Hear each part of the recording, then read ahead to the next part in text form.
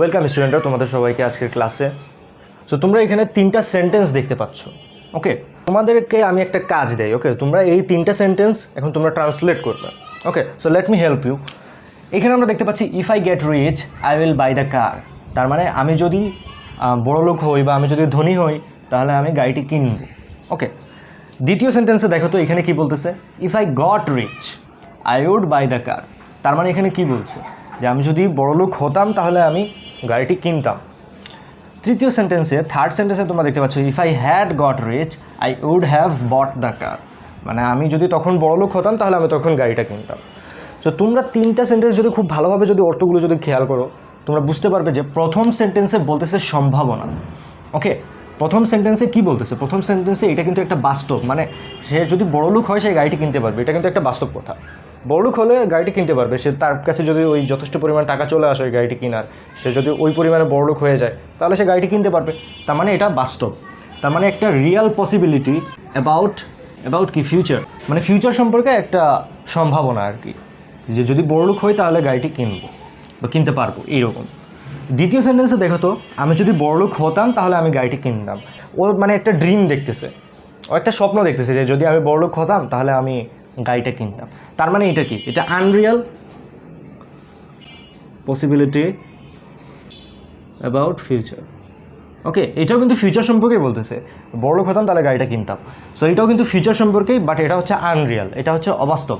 এবং এটা হচ্ছে এখানে কি বলতেছে, এখানে যদি if I had got rich, আমি যদি বড়লোক হয়ে যেতাম তাহলে কি, I would have bought the car, আমি গাড়িটা কিনে ফেলতাম। তার মানে এটা কি, এটা অতীত সম্পর্কে বলতেছে যে তখন যদি আমি বড়লোক হতাম তাহলে আমি গাড়িটা কিনে ফেলতাম। এখন তো আর ও এটা চেঞ্জ করতে পারবে না। হ্যাঁ, ও তখন বড়লোক ছিল না, গাড়িটা তার কারণে কিনতে পারে নাই, এখন তো আর বড়লোক হয়েও লাভ নেই। সো অতীত নিয়েই কথা চলতেছে, এটা ফিউচার নিয়ে কথা হচ্ছে না। সো এটা তো হচ্ছে আনরিয়াল পসিবিলিটি পাস্ট। খেয়াল করলে দেখবে এটা হচ্ছে রিয়াল, এটা হচ্ছে আনরিয়াল, এটাও আনরিয়াল। আর এই দুইটাতে আনরিয়াল, মানে এই দুইটাই আনরিয়াল সিনারিওর কথা বললেও এটা ফিউচার সম্পর্কে বলতেছে এবং এটা পাস্ট সম্পর্কে বলতেছে। সো আমরা যদি এটা আরেকটু সহজ করার চেষ্টা করি, আমরা যদি বাংলায় বলার চেষ্টা করি তাহলে এটাকে বলা যায়, এখানে এটা বলা হচ্ছে বাস্তবতা সম্পর্কে, বাস্তব সম্ভাবনা সম্পর্কে বলতেছে। এখানে এটা কি, বাস্তব সম্ভাবনা সম্পর্কে বলতেছে। আর সেকেন্ড এই সেন্টেন্সে বলতেছে কল্পনা সম্পর্কে, কল্পনা, হ্যাঁ কল্পনা বা উইশ। ওকে, যেমন এখানে যদি ইফের বদলা তোমরা যদি আই উইশ দিয়ে দেখো, I wish I got rich, আমরা জানি I wish I were rich, I were a king, I wish I were a bird. So আমরা খেয়াল করি কিন্তু আই উইশের পরে সবসময় কিন্তু V2 বসে। সো এইখানেও ইফের পরে V2 বসেছে, কারণ এটা কল্পনা বা উইশ বোঝাচ্ছে, এই কারণেই এখানে গট বসেছে। হ্যাঁ, এবং এখানে বোঝাচ্ছে আফসোস সম্পর্কে, আফসোস বা রিগ্রেট, অতীত সম্পর্কে আফসোস। এই সেন্টেন্সে আমরা কি দেখতে পাচ্ছি, অতীত সম্পর্কে আফসোস করা হচ্ছে যে তখন যদি আমি বড়লোক হয়ে যেতাম তাহলে তখন আমি গাড়িটা কিনতে পারতাম। ওকে, সো এটাতে আফসোস বোঝাচ্ছে। তার মানে এটা হচ্ছে ফার্স্ট কন্ডিশনাল, এটা হচ্ছে সেকেন্ড কন্ডিশনাল এবং এটা হচ্ছে থার্ড কন্ডিশনাল। সো আমরা এতটুকু পর্যন্ত, এখনও পর্যন্ত কী বুঝলাম, ফার্স্ট কন্ডিশনালে বোঝায় কি, বাস্তব সম্ভাবনা। হ্যাঁ, যেমন if I get rich I will buy the car, if you study well you will get good marks. এটা কিন্তু বাস্তব একটা, হ্যাঁ তুমি যদি ভালোভাবে পড়ালেখা করো তুমি ভালো মার্কস পাবে বা তুমি পরীক্ষায় ভালো করবে, এটা একটা বাস্তব সম্ভাবনা। সেকেন্ড সেন্টেন্সে আমরা দেখতে পাচ্ছি if I got rich I would buy the car, বা আমরা যদি আরেকটা সেন্টেন্স দিয়ে এক্সাম্পল দিয়ে দেখি, if you studied well you would get good marks. হ্যাঁ, তুমি যদি ভালোভাবে পড়ালেখা করতে তুমি ভালো মার্কস পেতে।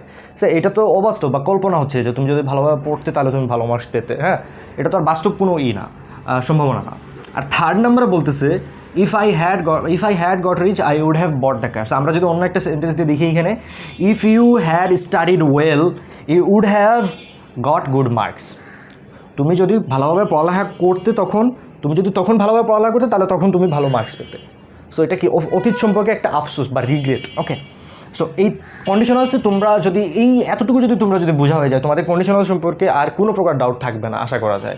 হ্যাঁ, যে ফার্স্ট কন্ডিশনাল কী, সেকেন্ড কন্ডিশনাল কী, থার্ড কন্ডিশনাল কী, জাস্ট যদি এতটুকু মনে রাখতে পারো যে এটা হচ্ছে একটা বাস্তব সম্ভাবনা বোঝায়, এটা কল্পনা বোঝায়, এটা আফসোস বোঝায়। ওকে, সো এখন আমরা একটু বিস্তারিত পড়বো প্রত্যেকটা কন্ডিশনাল সম্পর্কে। তো চলো দেরি না করে আমরা আমাদের বিস্তারিত আলোচনায় চলে যাই। আচ্ছা, সো আমরা ফার্স্ট কন্ডিশনালে আমাদের স্ট্রাকচারটা কীরকম। হ্যাঁ, ইফের পর আমরা জানি কন্ডিশনালে দুইটা ক্লজ থাকে, মানে বাক্যের অংশ থাকে দুইটা। সো প্রথমটা হচ্ছে ইফ যুক্ত অংশ এবং দ্বিতীয়টা হচ্ছে তার পরবর্তী অংশ যেটা। সো আমরা যদি একটা এক্সাম্পল হিসেবে দেখি, আমরা প্রথমে দিলাম ইফ, হ্যাঁ, সাবজেক্ট হিসেবে আমরা ইট দিতে পারি, if it rains I will, okay. So যদি বৃষ্টি হয় তাহলে আমি বাসায় থাকবো। সো এটা কিন্তু একটা বাস্তব সিনারিও। আমি বলতে পারি যদি ফিউচারে যদি বৃষ্টি হয় কিছুক্ষণ পর, মনে করো যে আমি বিকালে বের হব, সো যদি বৃষ্টি হয় তাহলে আমি বাসায় থাকবো, বের হবো না, বাসায় থাকবো। সো এটা একটা বাস্তব সিনারিও। সো এটা হচ্ছে ফার্স্ট কন্ডিশনাল। ফার্স্ট কন্ডিশনালটা তুলনামূলক ইজি, হ্যাঁ। ওকে, তো এখন হচ্ছে সেকেন্ড কন্ডিশনাল। কন্ডিশনালসটা কিন্তু খুবই ইম্পর্টেন্ট এবং তোমাদের কমপ্লিটিং সেন্টেন্সে, এইচএসসিতে কমপ্লিটিং সেন্টেন্সে দেখবা যে সেকেন্ড কন্ডিশনাল, থার্ড কন্ডিশনাল, এগুলো এই দুটো থেকেই মেনলি কোয়েশ্চেনগুলো আসে। সো আমরা একটু দেখে নিই সেকেন্ড কন্ডিশনালটা কীরকম। সেকেন্ড কন্ডিশনালে হচ্ছে ইফ থাকবে, সাবজেক্ট থাকবে, তারপরে V2 থাকবে, হ্যাঁ, আর এখানে থাকবে আবার V1। সো এখানে যদি V2 থাকে, এখানে V1 থাকে, তাহলে বুঝে নিবে যে এটা কি সেকেন্ড কন্ডিশনাল। আর সামনে উড অথবা শুড থাকবে। আগে ছিল উইল এবং শ্যাল, এখন থাকবে উড অথবা শুড। সো এটা কীভাবে কাজ করে আমরা যদি দেখি, so if it rained I would stay at home, মানে যদি বৃষ্টি হতো তাহলে আমি বাসায় থাকতাম। সো এইখানে কি, এখানে একটা কাল্পনিক কথা বলতেছে, যদি বৃষ্টি হতো তাহলে আমি বাসায় থাকতাম। আসলে তো আর বৃষ্টি হচ্ছে না বা এরকম, এখানে কিন্তু সম্ভাবনাকে বোঝাচ্ছে না। এখানে বলতেছে জাস্ট একটা কল্পনা, এখানে একটা জাস্ট কল্পনা সম্পর্কে বলতেছে, হ্যাঁ। আমরা জানি কি আই উইশ, তারপর অ্যাজ ইফ, অ্যাজ দো, হ্যাঁ। আমরা এইচএসসিতে যারা কমপ্লিটিং সেন্টেন্স যারা একটু হলেও জানি কমপ্লিটিং সেন্টেন্সের রুলস সম্পর্কে, তারা জানে যে এগুলোর পর I wish, as if, as though, এগুলোর পর সবসময় V2 বসে বা পাস্ট বসে, ভার্বের পাস্ট ফর্ম বসে। যেমন আই উইশ, দেখতে পাচ্ছ, I wish I were a king. তারপর হি টক্স, হি নিউ এভরিথিং। এখন তোমরা বলতে পারো যে এখানে কেন হি নিউ হলো, হ্যাঁ, যারা জানে না রুল সম্পর্কে তারা এখানে অবশ্যই বলবে যে he talks as if he knows everything, এরকম হবে। কারণ হি এর পরে তো এখানে নোজ আসার কথা, হ্যাঁ, এখানে তো প্রেজেন্ট হওয়ার কথা। নিউ কী জন্য, এখানে তো অতীত বুঝাচ্ছে না, সে এমনভাবে কথা বলে যেন সে সব জানে।